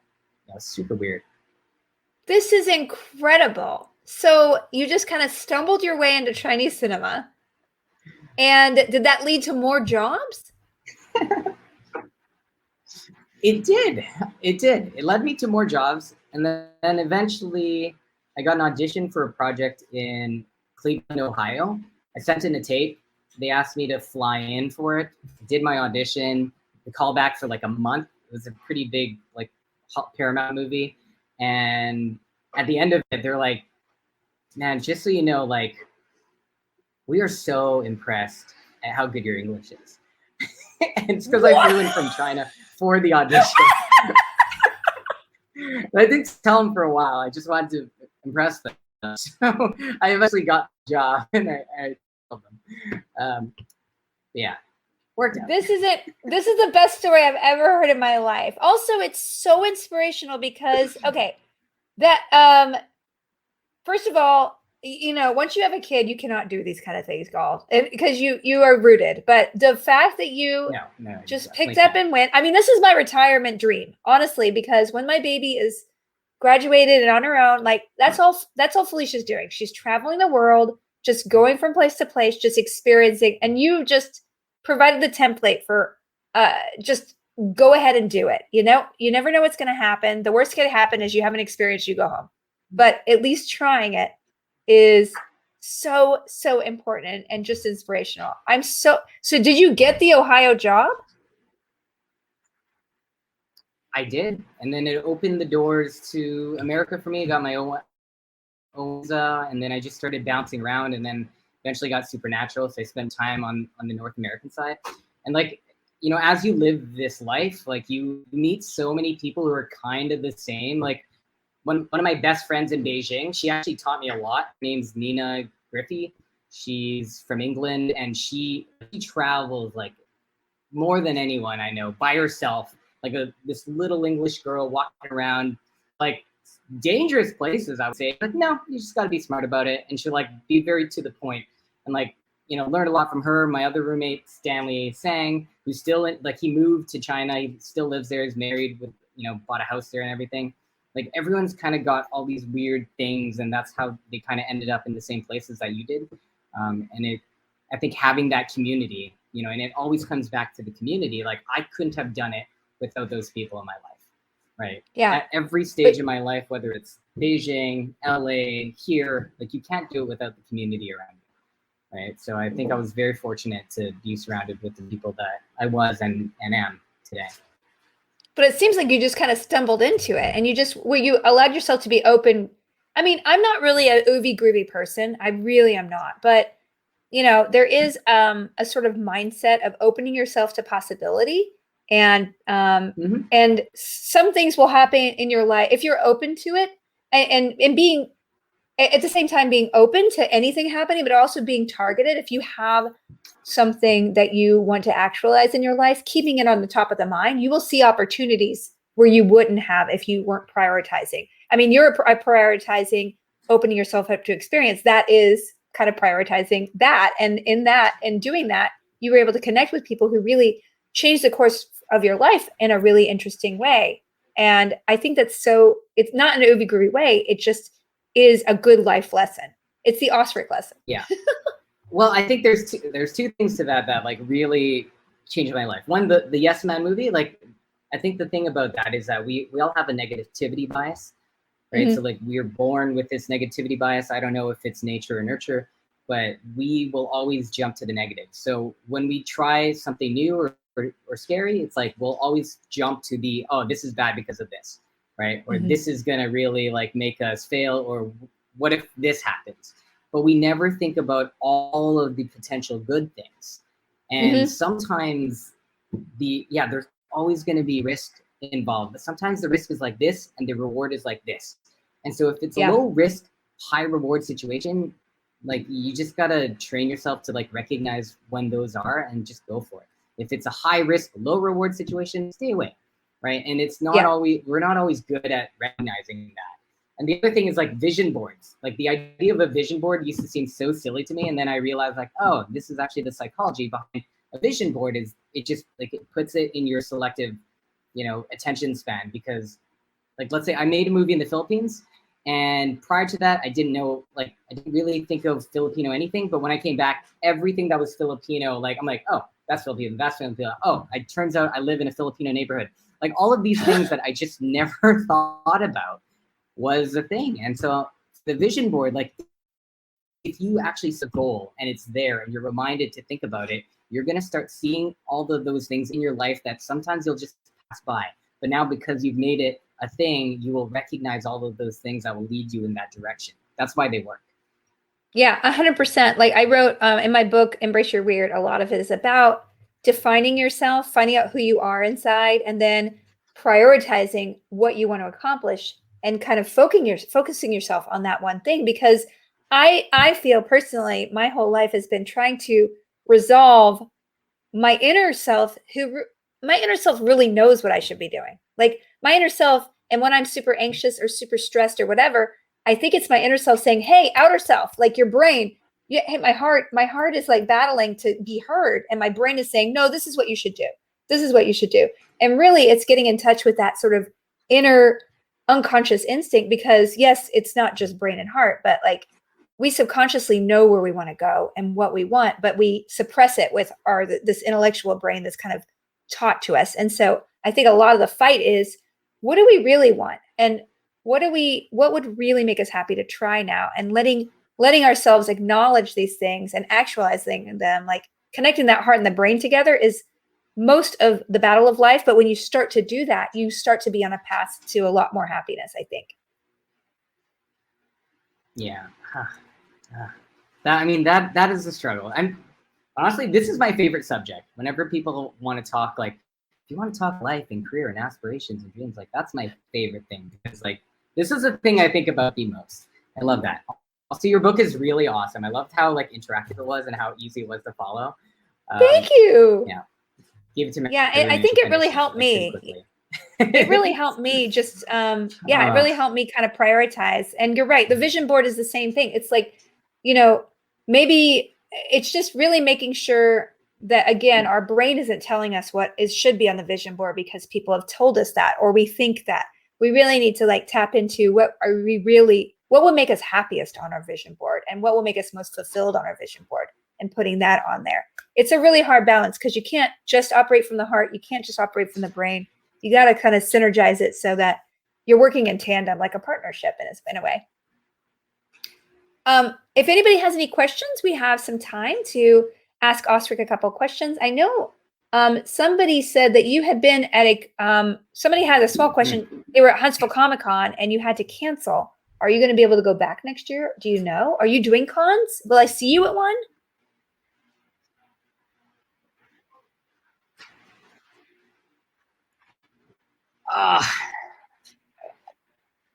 Can you hear? Man, cons are tough because filming, I mean, in my mind, I'm never filming ever again. I have already done my last job and I'm never going to get hired again. Like that's my break. Right. That's me too. But that's me too. I'm never working. Sometimes you actually get hired. Yeah. And it just so happens like sometimes like, oh, okay. I got offered a thing and I might actually have to show up and do this filming acting thing again. And for whatever reason, it has coincided with so many cons. And I forgot that I signed up for a lot of cons last year that got pushed to this year. And I totally forgot. But my friend Sean pointed it out to me. He's like, oh, by the way, you're supposed to be here next month. Are you going? I'm like, what? Oh, okay. Let me look into that. And so there's been a couple of things where, so the answer is yes, unless I'm filming. And I would like to say both, like I want to work, I want to film. So it's a bittersweet thing every time. Like I want to go to cons. It's been fun. I miss traveling a lot, but at the same time, you're an actor, you want to act, you want to perform and do all of these things. And so I have a couple of jobs coming up that might pull me off of the rest of the year's schedule. And I was not expecting it, but you never expect these things. So you should never feel bad about canceling. You should never be bad because honestly, fans are there for you. Also, they're coming to see you because you work, right? Like that's what I always think, We're all very lucky to be working. And it's not the simplest with the pandemic now, because even if there's no quarantine, there's still like a 2 to 3 day wait for the results. And so like, it's not so easy to just like pop in for a weekend anymore. So you can't really do that, being that I'm in Canada now. So yeah, no. It's I mean, that's why I assume I won't, I only worked in Vancouver for like 10 years in a row. And I assume that I probably won't work there for maybe another year or at least, because it's just too hard to get people over the border. It's just still very inconvenient and still not 100% safe. And and also Disney 1976 asked, how are you dealing with cons? I don't know if I feel comfortable doing pictures with people who are unvaccinated. It's a really good point. We don't know how transmissible COVID is between people. I just read a really big thread about 3 people in a family who got COVID, even though they were vaccinated because they were traveling and one of their kids, was too young to get it and all of them got it. So it is kind of up in the air. I don't know how comfortable do you feel even being in those positions?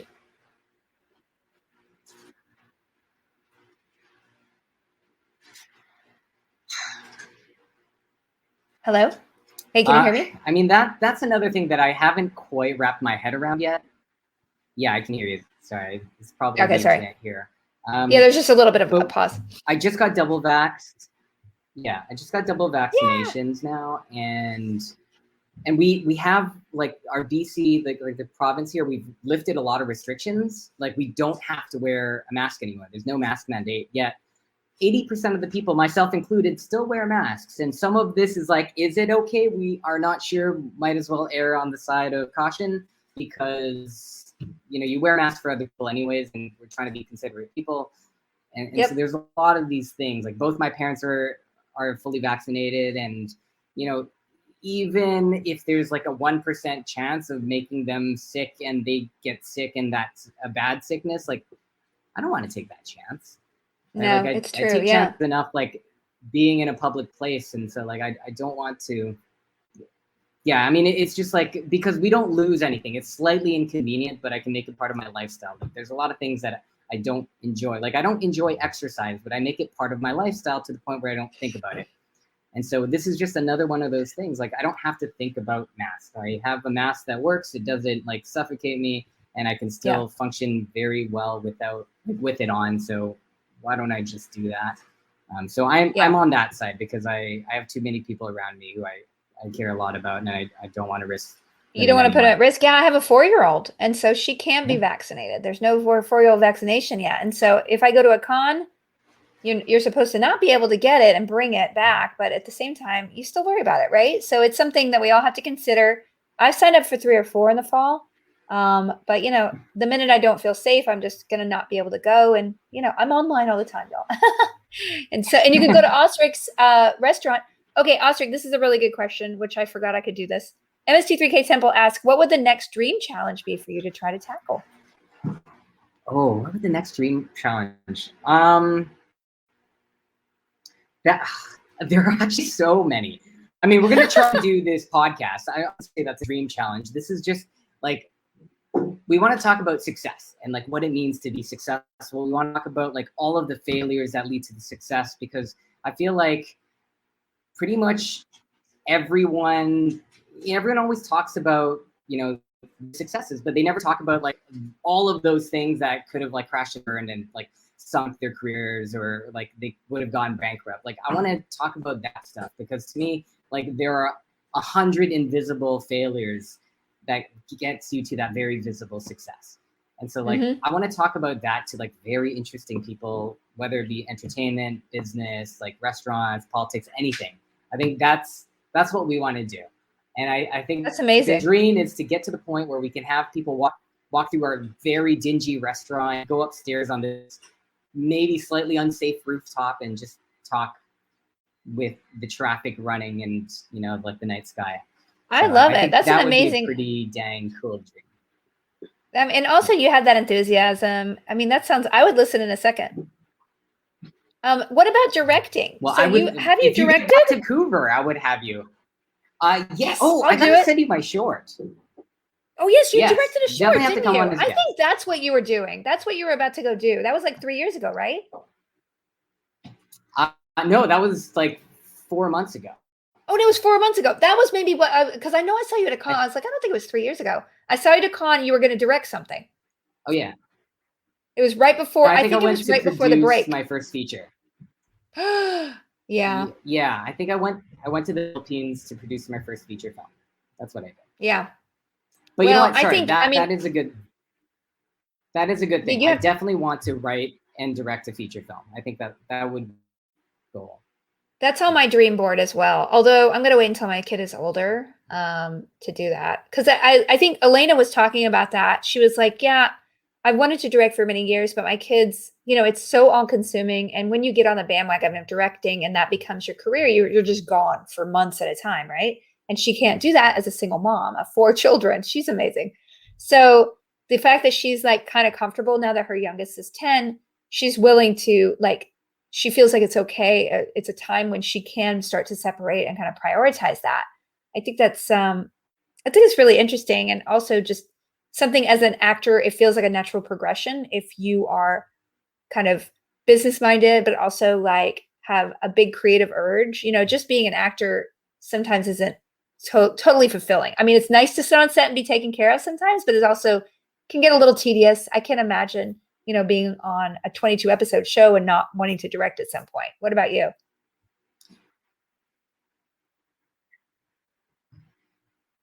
Well, I was surprised at a lot about directing. One, I didn't think I was ready to do it, and I just kind of went for it like everything else I do in life. And sometimes I fall flat on my face. And this time it worked out. And I think the big lesson was that I didn't need to know everything, right? Again, it comes back to building a team. I just had to make sure that I built the team, and I had to make sure that everyone was seeing the same vision that I was seeing. And then just giving people the resources to kind of help me do that. And so directing felt more like time management and okay, we have this much time for this many scenes, therefore let's do this. And I'm okay, now we lost that time. So we have less time, which means that we have to cut 1 or 2 shots out of every scene. And now you have to kind of pick and choose where your moments are. And so directing was just okay, based off of the current situation, finite resources, what are the most important parts of a story that we need to highlight? What can I get away with? It's kind of like Overcooked again.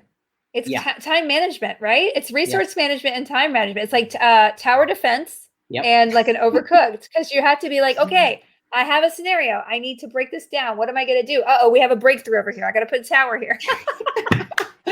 Oh, maybe that's where my training came in, because I love tower defense games. I do too. It's my favorite. If I have a writing problem, I will play a tower defense game and I will 100% figure it out the next day. I'm not kidding. It's my secret go-to to organize my brain, because it's literally a problem solving puzzle. And you can do it over and over again. You're like, okay, how do I get through this maze? I love it. That's great. Well, as an actor, I have to tell you, your spirit and your general vibe, I would, as an actor, I would feel very comfortable in your hands because A, I know you would run the set well, and then B, you could communicate to actors and bring the best out in them, and you wouldn't lie to them and be like, okay, we just have to go. Like I think you have an aura about you that would make you very credible and very successful director. Well, and I want to see your short. I'll definitely send it to you, but it comes down to communication. So like leading up to the film, we had a table read and I told everyone right there and then, I'm like, look, we only have 2 days to do like 13, 14 pages. I'm like, we're really low on time and I wish I didn't have to do this, but there will be moments where I will just give you the result.